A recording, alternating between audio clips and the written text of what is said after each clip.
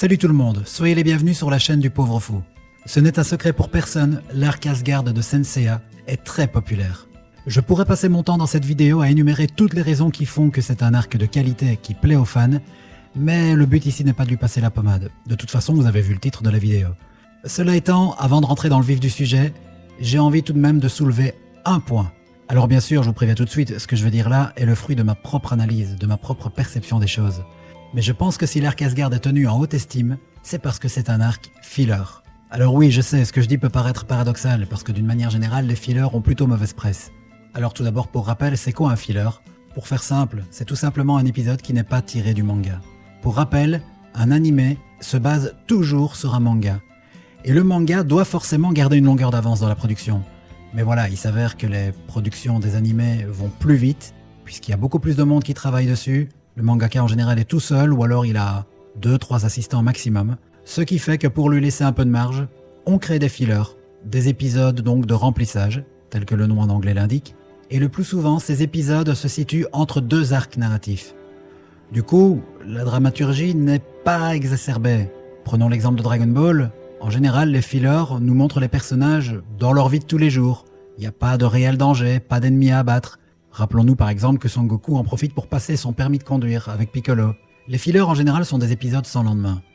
Bien souvent, on les trouve par lot de 5 ou 10, ça dépend. Mais dans certains cas, ils forment un arc, ce qu'on appelle alors un arc filler. Mais dans un cas comme dans l'autre, le filler est rarement très apprécié de la fanbase. Pourquoi? Tout simplement parce que les personnages sont montrés dans des situations dans lesquelles les fans n'ont pas l'habitude de les voir, ils sont sortis de leur zone de confort. Et puis comme je l'ai dit, en général la dramaturgie est au niveau 0 sur le baromètre. Il est donc fréquent que dans ce genre d'épisode, il n'y ait pas de combat.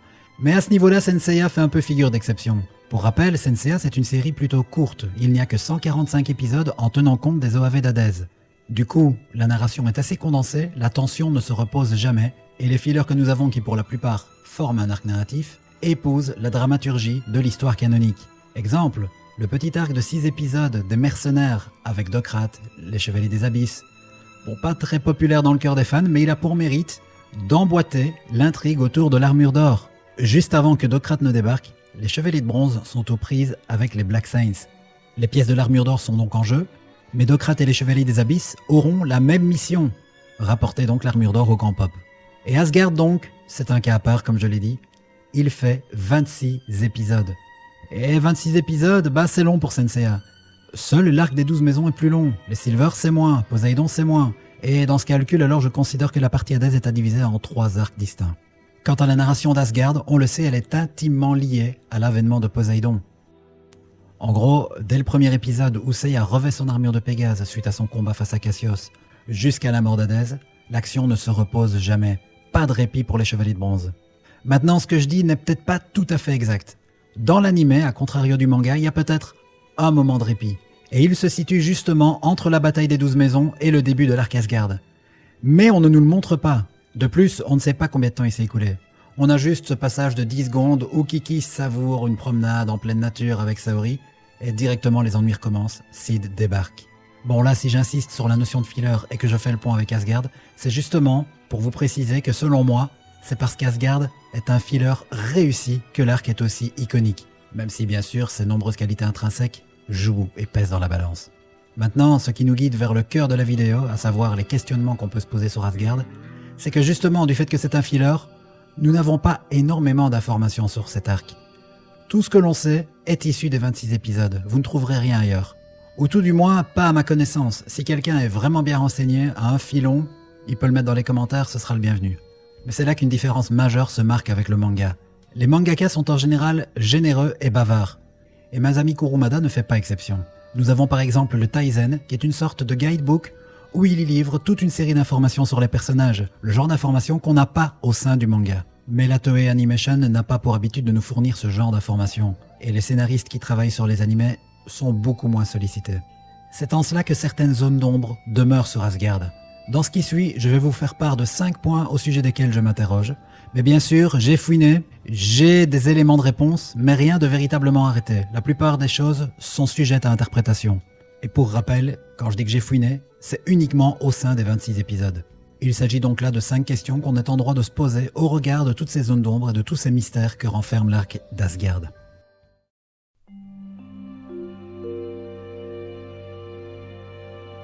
À l'instar de ce que Masami Kurumada a toujours fait pour son manga, les scénaristes de l'Arc Asgard se sont inspirés de la grande histoire des mythologies, en l'occurrence la nordique, pour bâtir la diégèse de leur récit.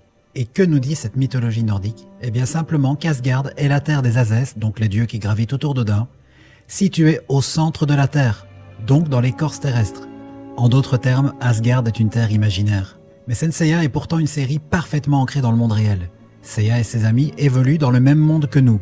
C'est certainement la raison pour laquelle les scénaristes ont tenté d'introduire Asgard de manière discrète, subtile, et en ne délivrant donc que très peu d'informations à son sujet. Tout ce qu'on sait, c'est qu'Asgard est un pays qui se situe au pôle Nord. Or, en gros, le pôle Nord, c'est ça. C'est totalement inhabité. En cela, Asgard conserve son aspect imaginaire. Mais comme on le voit dans la série, Asgard est une sorte donc de ville-État. C'est peuplé, il y a des habitants, il y a de la végétation. On y fait même allusion à la toundra. La toundra qui dans notre monde est une formation végétale propre aux zones froides. Donc en somme, les scénaristes ont dû un petit peu réinterpréter la géographie. Alors vous me direz, mais quelle est la question? Eh bien justement, j'aurais aimé en savoir un petit peu plus sur sa géolocalisation. D'autant qu'on sait qu'il y a des pays voisins, ça a été mentionné dans un épisode, pays voisins avec lesquels Asgard a été en guerre. On peut donc se demander quelle est la superficie du royaume, quelle est son étendue, la diversité de son écosystème, de sa topographie, bref, tout ce qui constitue l'identité visuelle d'un pays. Car attention, je dis par défaut qu'Asgard est une ville-État, un peu comme Monaco, mais peut-être pas, peut-être qu'Asgard comprend plusieurs sections, mais on n'en parle pas.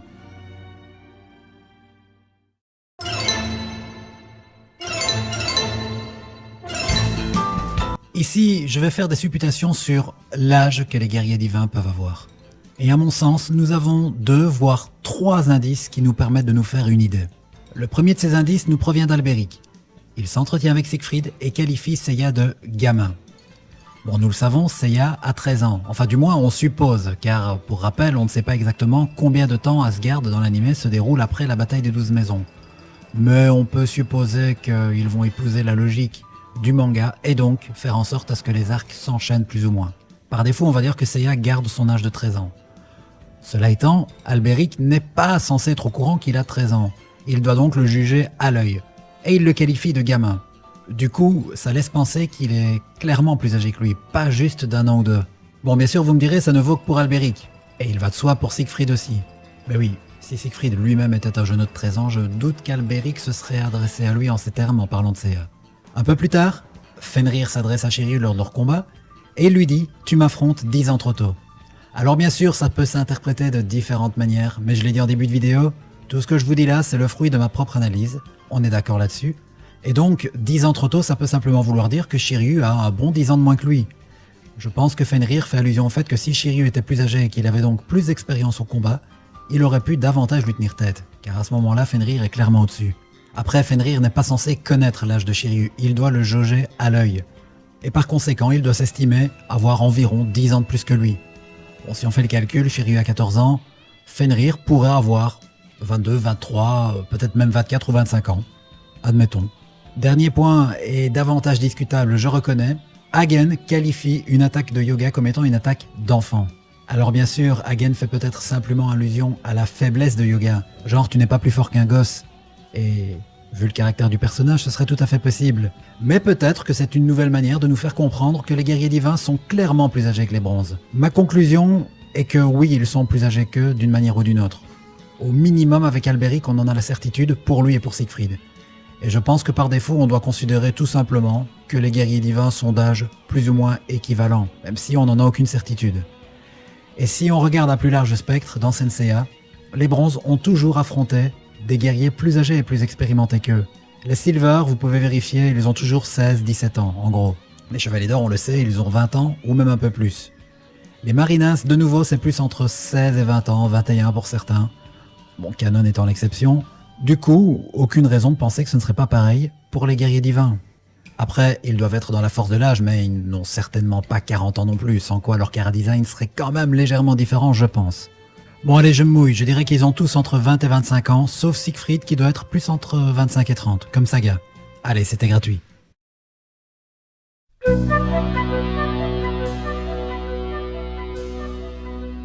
Alors je vous préviens, ici ça va aller assez vite, mais selon moi c'est trop gros que pour ne pas être souligné.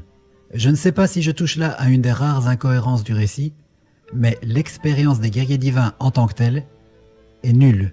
Et on le sait dès le premier épisode de l'arc, Hilda les proclame guerriers divins en leur remettant leur robe. On pourrait comprendre que la bataille qu'ils s'amènent à mener contre le sanctuaire est un peu l'équivalent de ce qu'est la guerre sainte au sanctuaire. C'est donc la première guerre d'importance qu'ils vont mener, et c'est pour ça que le moment est choisi de revêtir leur robe divine.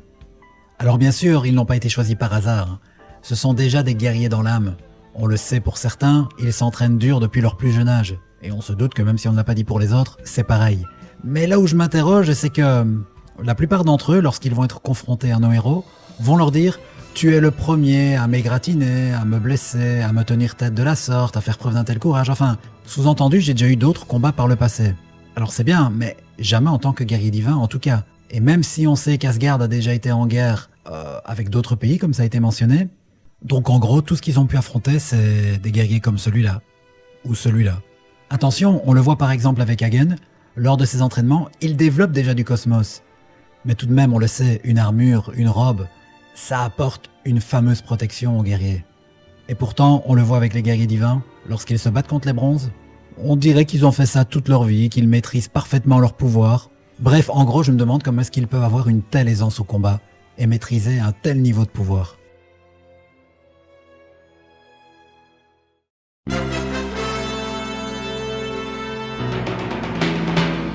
Je sais, la puissance, c'est toujours un sujet épineux dans Senseiya. Mais je m'en fous, je me lance. Bon, vous l'aurez compris, vous vous en doutez, la question est « Quel est le guerrier divin le plus puissant ?» Mais aussi, tout simplement, quel est leur niveau global par rapport aux antagonistes précédents. Enfin, aux chevaliers d'or, quoi. Alors, pour répondre à la première question, bon là c'est facile, je crois qu'il y a un consensus autour de Siegfried. Déjà, Freya le dit, et même si on peut encore considérer que notre journaliste sportive n'est pas la meilleure référence qui soit, regardez le combat de Siegfried contre les Bronze Saints. Je crois que l'image parle d'elle-même, comme on dit. À présent, je vais recenser les passages dans la série où la puissance des God Warriors est évoquée, et je précise que je n'ai retenu que ceux qui me paraissaient être les plus probants, donc les plus objectifs. C'est pour ça que par exemple, je ne prendrai pas en compte les propos d'Hilda rapportés par Freya à Hagen où elle lui dit qu'il aurait les coups les plus puissants du royaume. Je pense que le contexte est suffisamment intéressé que pour ne pas en tenir compte. Je crois que vous avez compris où je veux en venir. Et un premier constat s'impose. Globalement, ils doivent avoisiner la force des Chevaliers d'Or, ni plus ni moins. Et Senseiya n'échappe pas non plus à la logique du shonen qui veut qu'on a affaire à des héros qui progressent constamment, notamment en puissance. Alors forcément, ça va de pair pour les ennemis. Or, ici, on le sait, les bronzes sont plus puissants que lors de la bataille des 12 maisons. Leurs armures, désormais, on le sent, des golds qui coulent dans leurs veines, j'allais dire, mais vous avez compris. Du coup, il serait difficile d'envisager que les guerriers divins puissent être nettement moins puissants que les chevaliers d'or. Et comme je l'ai dit, nous avons de nombreux éléments qui vont dans ce sens. Tout d'abord, Sid, dès l'épisode 74. Il est dit que ses coups atteignent la vitesse de la lumière, comme les chevaliers d'or. Yoga dit de Hagen que son cosmos est comparable à celui des chevaliers d'or. Il rajoute « voire même supérieur ». Quant à Mime, il va recueillir un florilège d'éloges, que ce soit de la part de Siegfried ou de ses adversaires. Encore une fois, ses coups vont à la vitesse de la lumière. Et il a résisté à la Nebula Storm de Shun, ce qui n'était pas le cas d'Aphrodite déjà, même si bon, on est d'accord, c'est peut-être pas le plus puissant des Chevaliers d'Or. Pire, Ikki dira que Mime est proche de Saga. Et Saga, il est communément accepté par la fanbase que c'est peut-être le plus puissant de tous les Gold Saints. Je parlais des éloges de Siegfried, il dira que Mime est supérieur à son père qui était pourtant connu comme étant le plus grand héros d'Asgard. Il rajoute même qu'il n'y a pas plus redoutable adversaire que lui. Même si bon là je m'arrête 2 secondes et je pense qu'il faut quand même savoir prendre un minimum de recul par rapport au dire des personnages dans certaines circonstances. Ici, 3 guerriers divins sont déjà tombés au combat. Du coup, peut-être que Siegfried a envie d'un petit peu rassurer Hilda en lui disant « Mais vous tracassez pas, Mime, il fera le taf, et il est très très fort. » Voilà, vous m'avez compris.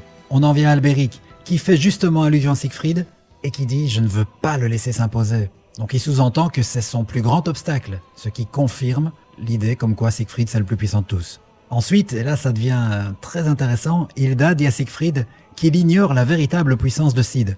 Alors je pense qu'on est d'accord, implicitement, c'est à Bud qu'on fait allusion. La réputation de Sid comme étant le numéro 2 du royaume, donc derrière Siegfried, elle est due à Bud, puisque c'est Bud qui agit dans l'ombre et qui finit bien souvent le travail pour lui, comme contre Aldébaran. Ce qui veut dire selon moi qu'il faut relativiser la puissance de Sid.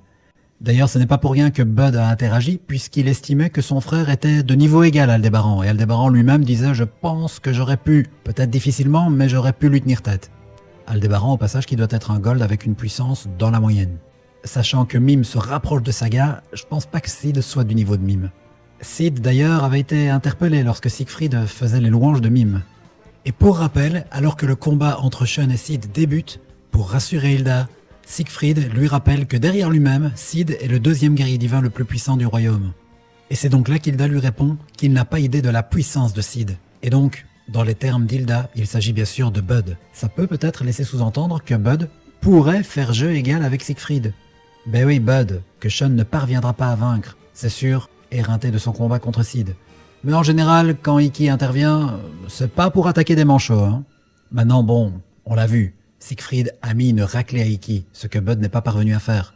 C'est ce qui me laisse penser que Siegfried doit garder le dessus, quoi qu'il arrive. Maintenant, ne perdons pas de vue que Ikki devait être éreinté également, lui, de son combat qu'il venait de mener contre Bud quelques instants plus tôt. Comme quoi, il faut savoir relativiser aussi. Par ailleurs, Bud confessait ne pas être parvenu à atteindre le 7e sens, ce qui pourrait sous-entendre qu'hormis Siegfried et qui sait peut-être Mime, aucun des guerriers divins ne peut le faire. Mais oui, si on part du principe que Sid était considéré comme le deuxième du royaume, donc autant dire Bud, et que Bud lui-même ne le maîtrise pas, ça fout un peu le bordel parce que du coup, les Chevaliers d'Or sont au-dessus de tous les guerriers divins sauf peut-être Mime et Siegfried. Maintenant, on est d'accord, il y a peut-être un petit peu d'esbrouf de la part des scénaristes qui veulent toujours valoriser l'adversaire de l'épisode du jour. Donc voilà, ma conclusion est que Siegfried doit être au-dessus du lot, peut-être de peu, mais tout de même. Lui doit avoir le niveau d'un Chevalier d'Or. C'est certainement le cas pour Mime qui arrivera en 2e, je pense. Puis je mettrai Bud 3e. Et ensuite, je sais pas. En tout cas, Albéric, ça on l'a vu, clairement, en dernier.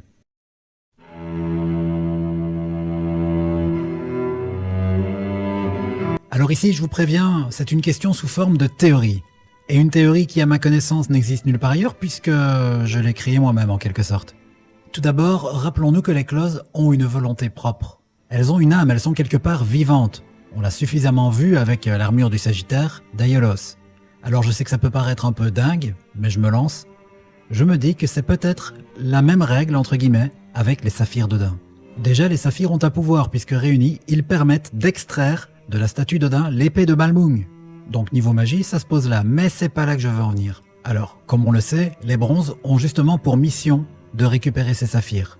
Et vous l'aurez remarqué, afin de les obtenir, il faut tuer le guerrier divin.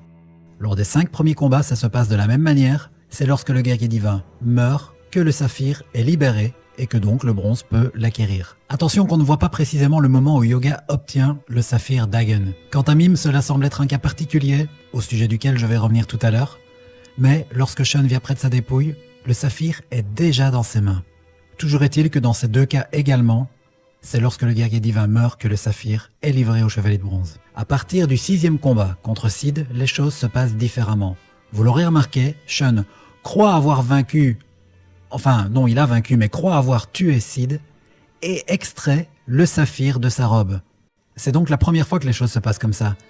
Et pour moi, la nuance, c'est que justement le saphir ne s'est pas libéré de lui-même, il est resté attaché à la robe de Sid, justement parce que celui-ci est encore en vie. Je pense donc qu'il est possible en conclure que le saphir a sa propre volonté. Ou tout du moins qu'il est dépendant de la volonté du guerrier divin lui-même, car nous avons plus tard l'exemple de Siegfried, où là, il a compris que les bronzes menaient une cause juste, il commence à capter qu'il y a un souci avec Hilda, et il se retourne de leur côté pour combattre Sorrento. C'est là qu'il comprend qu'il doit remettre son saphir à Seiya, et il le fait de manière peu conventionnelle puisqu'il se crève le ventre. Il ne le dévisse pas, peut-être qu'il ne peut pas le faire. Et pourquoi ne le peut-il pas ? Tout simplement parce qu'il a encore un ennemi en face de lui. Un ennemi qui est donc Sorrento. En somme, le saphir ne peut pas être libéré puisqu'il y a encore un danger. Alors revenons au cas de Mime à présent.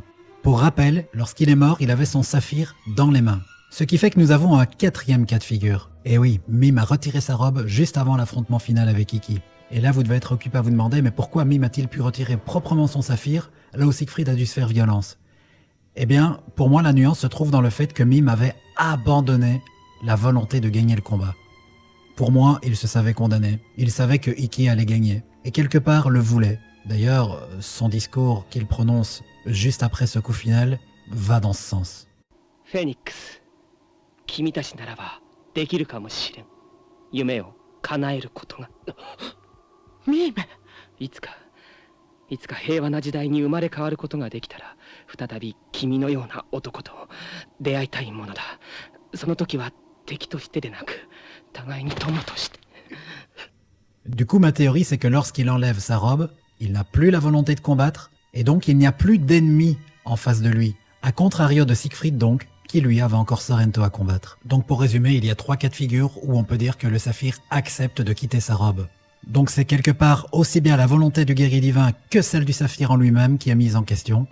Il faut avant tout que le guerrier divin abandonne la volonté de défendre son saphir, mais la nuance est que celui-ci ne se délivrera que s'il n'y a plus d'ennemis à abattre. Bon, je sais, alambiqué, hein. Je pense qu'à peu près tous les fans de Senseiya seront d'accord pour dire qu'Asgard est un arc riche dans son contenu. C'est un arc où les antagonistes sont extrêmement bien développés, comme jamais ça n'a été fait auparavant. Et pourtant, c'est une terre de mystère. C'est une terre qui renferme bien des secrets, une terre dont le dieu n'a même jamais réellement été dévoilé. Je pense que vous l'aurez compris, cette vidéo n'avait pas pour but d'apporter des réponses arrêtées aux 5 questions que je me pose. Non, le but était justement de vous inviter à vous interroger avec moi. Je pense avoir apporté quelques indices, des éléments de réponse, mais rien d'arrêté. Et cela est certainement dû au fait qu'avec Asgard, je pense qu'il est impossible justement de pouvoir figer les choses telles qu'un saphir l'est sur sa robe. Une chose est sûre, Asgard est reconnu comme étant une terre désenchantée, qui a le don pourtant de nous faire rêver. Mais justement, rêver est un acte qui trouve généralement son sens dans le mystère, dans l'inconnu. Et tous ces petits non-dits que j'ai recensés dans la vidéo, y contribuent, ils entretiennent le mythe, ils entretiennent le charme de cet arc, ils contribuent à lui conférer un caractère unique. Pour conclure, je dirais simplement que je pense que c'est de l'abstrait et de l'inconnu que se forgent les plus solides et les plus beaux imaginaires. C'est ici que s'achève ce petit documentaire sur l'arc Asgard. Je vous remercie de l'avoir regardé. Mais bien sûr, n'hésitez pas à réagir dans les commentaires à mes propositions, à apporter vos propres réponses. Puis n'oubliez pas, abonnez-vous, ce serait sympa, ça aidera la chaîne. Et un petit like, un petit commentaire comme toujours. Je vous remercie pour ça. C'était le pauvre fou. Je vous dis à bientôt pour de nouvelles vidéos. Ciao les amis.